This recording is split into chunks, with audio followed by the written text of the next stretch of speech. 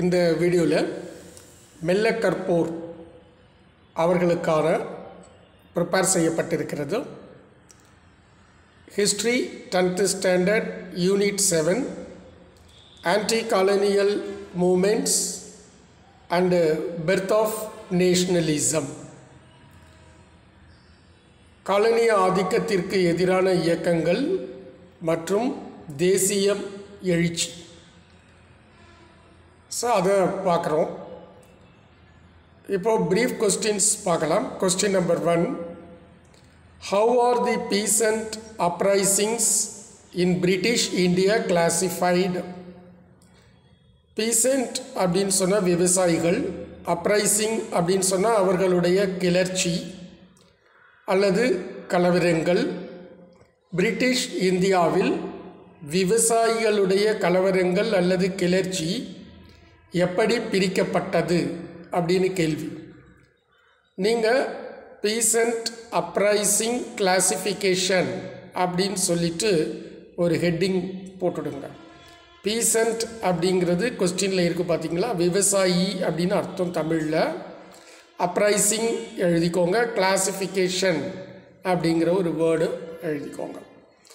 இப்போ 4, restorative rebellion, மறுசீரமைப்பு கலவரங்கள்.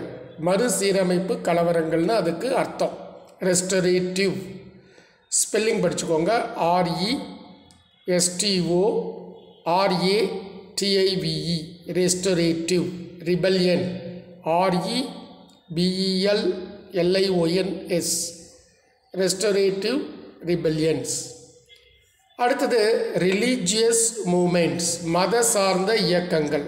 மத இயக்கங்கள், மதங்கள் இருக்கிறது இல்லையா, religious RELIGIOUS, religious moments. Moments அப்படின்னா இயக்கங்கள், MOVEMENTS. சோஷியல் பேண்டிட்ரி, சோஷியல் ஸ்பெல்லிங் தெரியும், SOCIAL, சோஷியல். பேண்டிட்ரினா கொள்ளை, சமூக கொள்ளை. பேண்டிட்ரி, பேண்டிட்ரினா கொள்ளை, BANDITRY, பேண்டிட்ரி, சோஷியல் பேண்டிட்ரி. மாஸ் இன்சரக்ஷன், மக்கள் எழுச்சி. ஸோ மக்கள் கிளர்ச்சி அப்படின்னு சொல்லலாம். மக்கள் கிளர்ச்சி அப்படிங்கிறது தமிழ், அது இங்கிலீஷில் மாஸ் இன்சரக்ஷன் அப்படின்னு பேரும்.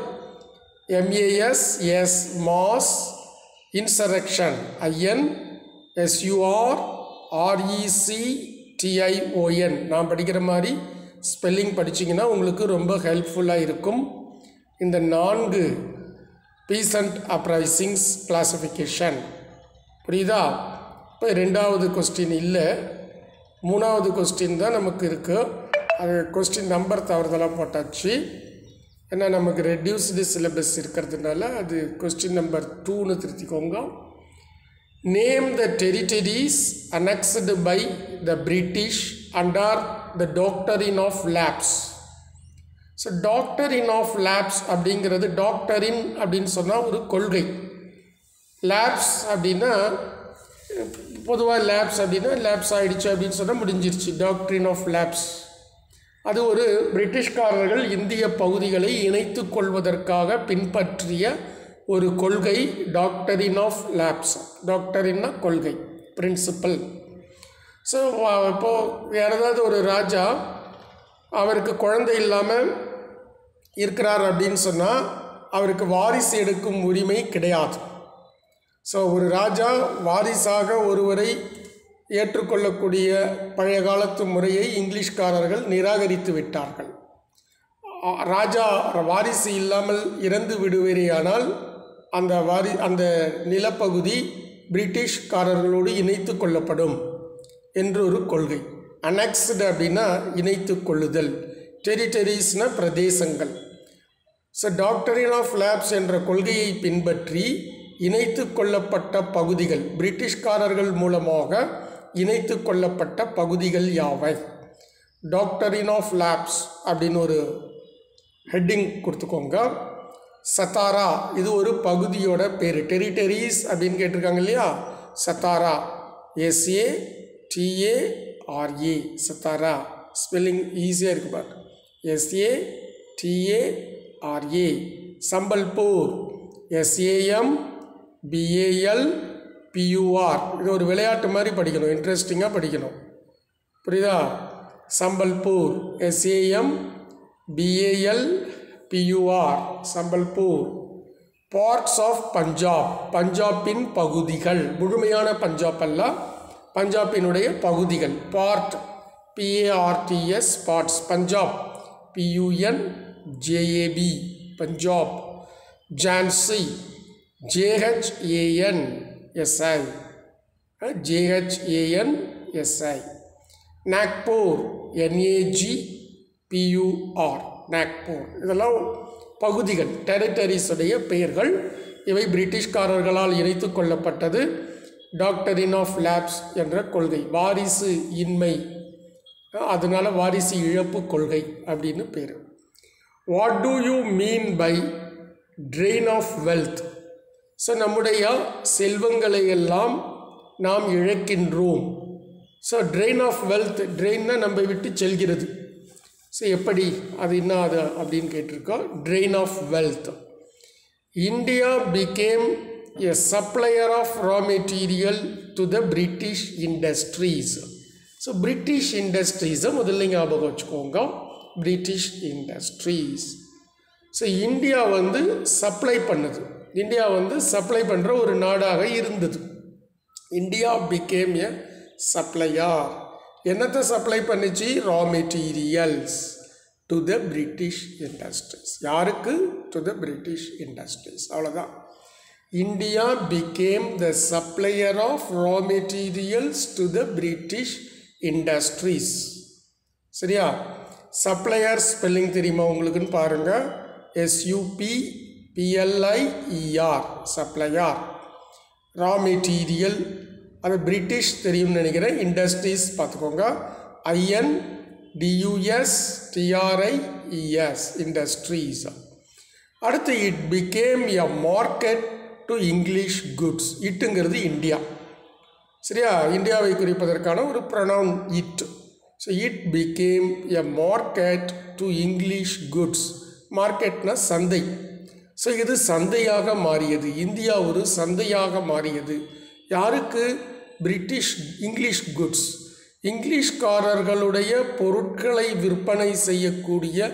ஒரு சந்தையாக மாறிவிட்டது it became a market to English goods to the போட்டுக்கோங்க to the English goods Indian resources did not get any favourable returns so Indian ரிசோர்சஸ்லாம் எதில் இருக்குன்னா ரா மெட்டீரியல் நாம் பிரிட்டிஷ்காரர்களுக்கு சப்ளை பண்ணுறோம் அப்புறம் அவங்களுடைய பொருள்கள் இந்தியாவில் விற்பனை செய்யப்படுகிறது இந்த இந்தியன் ரிசோர்சஸ் டிட் நாட் கெட்னா பெறுதல் டிட் நாட் கெட்னா பெறவில்லை எனி ஃபேவரபிள் ரிட்டர்ன்ஸ் நமக்கு ஆதாயம் தரக்கூடிய விஷயங்கள் ஸோ நமக்கு லாபம் தரக்கூடிய சாதகமான விஷயங்கள் எதுவும் நாம் பெறவில்லை நமக்கு ஆதாயமாக அதற்கு பதிலாக எதையும் பெறவில்லை நம்முடைய ரா மெட்டீரியல் பிரிட்டிஷ் இண்டஸ்ட்ரீஸ்க்கு சென்றதாலும் நம்முடைய நாடு அவர்களுடைய சந்தையாக மாறிய போதிலும் நமக்கு எந்த விதமான சாதகமாக எதையும் நம்மால் பெற முடியவில்லை இவற்றிற்கு பதிலாக இதைத்தான் நாம் ட்ரெயின் ஆஃப் வெல்த் என்று அழைக்கின்றோம் புரியுதா Indian resources did not get any favourable returns அது நாம் இவ்வளவும் கொடுத்தோம் நமக்கு திரும்ப சாதகமாக எதுவும் கிடைக்கவில்லை ஃபேவரபிள் ஸ்பெல்லிங் பார்த்துக்கோங்க FAVOURABLE ஃபேவரபிள் ரிசோர்சஸ் RESOURCES பாக்கியெல்லாம் ஸ்பெல்லிங் நான் படிக்கிற மாதிரி படிச்சுக்கோங்க அடுத்த கொஸ்டின் நம்ம சீரியல் நம்பர் பார்க்க முடியல ஏன்னா அது வேறு மாதிரி போயிடுச்சோம் highlight the objectives of home rule movement home rule இயக்கம் ஸோ இந்த இயக்கத்தின் நோக்கங்கள் என்ன heading as usual objectives of the home rule movement கொஸ்டின்லேருந்தே எடுத்து எழுதிருங்க. அப்படியே பழகிட்டிங்கன்னா மனசில் வந்துடும். To attain self government within the British empire. Self government அப்படின்னா சுய அரசு, சுய ஆட்சி. அட்டைன்னா பெறுதல். சுய ஆட்சியினை பெறுதல் பிரிட்டிஷ்காரர்களுடைய பேரரசின் உடன், பிரிட்டிஷ்காரர்களுடைய பேரரசிலேயே, அதன் உள்ளேயே நாம் நம்மை ஆள்வது என்ற உரிமையை பெறுதல். அட்டைன்னா பெறுதல். To attain self government with the British empire. Attain spelling easy, ATTAIN. Self எழுதிருவீங்க SELF, government GOVERNMENT, empire EMPIRE. To use non-violent constitutional methods to achieve their goals. கோல்னா லட்சியம், அச்சீவ்னா சாதித்தல். ஸோ லட்சியங்களை சாதிப்பதற்கு டு வந்தால் இக்கு, லட்சியங்களை சாதிப்பதற்கு டு யூஸ் பயன்படுத்துதல். எதை பயன்படுத்துதல்? நான் violent constitutional methods. நான் violent என்றால் வன்முறை இல்லாத, வயலண்ட்னா வன்முறை, வன்முறையற்ற அரசியலமைப்பு முறைகளை பயன்படுத்தி.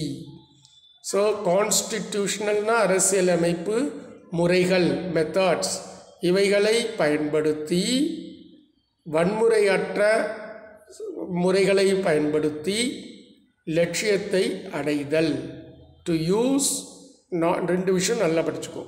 நான் violent constitutional methods, to use non-violent constitutional methods to achieve the goals.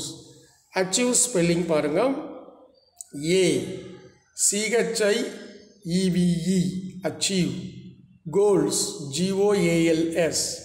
Constitutional, CONSTITUTIONAL, constitutional. சரியா? ஸ்பெல்லிங் படிக்கிறதுலாம் இன்ட்ரெஸ்டிங்காக ஒரு கேம் மாதிரி படிங்க. படிப்புங்கிறது ரொம்ப இன்ட்ரெஸ்டிங்கான ஒரு எக்ஸ்பீரியன்ஸு. நல்லா படிங்க.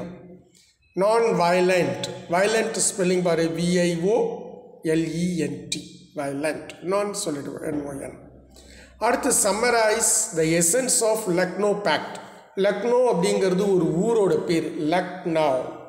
ஸோ அந்த பேக்ட்னா ஒப்பந்தம். ஸோ லக்னோ ஒப்பந்தத்தின் சாராம்சத்தை பற்றி கூறுகள். எசன்ஸ்னால் சாராம்சம். ஸோ லக்னோ ஊரோட பேர், Lucknow pact. The Congress and Muslim League, ரெண்டு கட்சி, ஒன்று காங்கிரஸ், இன்னொன்று முஸ்லீம் லீக். கட்சிக்கு முன்னாடி தி போடணும், ஆகினால போட்டுட்டோம். The Congress and the Muslim League agreed. அக்ரீடுனா நான் ஏற்றுக்கொண்டன, சரியா? Agreed that there should be self government in India. போராட்டமே அதுக்கு தானே. தேர் ஷுட் பி அப்படின்னா கண்டிப்பாக வேண்டும். There should be self government in India. In இந்தியானா இந்தியாவில். இன்னுக்கு எப்படி வருது பாரு, இல், இந்தியாவில், இன் இந்தியா. செல்ஃப் கவர்மெண்ட் சுயராஜ்யம் இருக்க வேண்டும். தேர் ஷுட் பி, சரியா? அதை ஏற்றுக்கொண்டன, அக்ரீடு. யாரு? The Congress and the Muslim League, சரியா? The Congress and the Muslim League agreed that there should be a self-government in India. இப்படி படிச்சிங்கன்னா தானே வந்துடும். The Congress accepted, மறுபடியும் பாருங்க, ஏற்றுக்கொண்டது, accepted, separate electorate for Muslims. இஸ்லாமியர்களுக்காக, ஃபார்னா காக, இஸ்லாமியர்களுக்காக தனி தொகுதிகள், எலக்ட்ரோட் அப்படின்னா தனி தொகுதிகள், அதை ஏற்றுக்கொண்டது காங்கிரஸ். அவ்வளோதான். இப்போ இதில் காங்கிரஸ் உங்களுக்கு ஸ்பெல்லிங் வேணும்னா CONG காங்கிரஸ், இல்லை காங்கிரஸ் தான், CONGRESS. Muslim League MUSLIM, League LEAGUE, agreed REED agreed. மற்றதெல்லாம் தெரியும். accepted ACCECEP separate SEPARATE electorate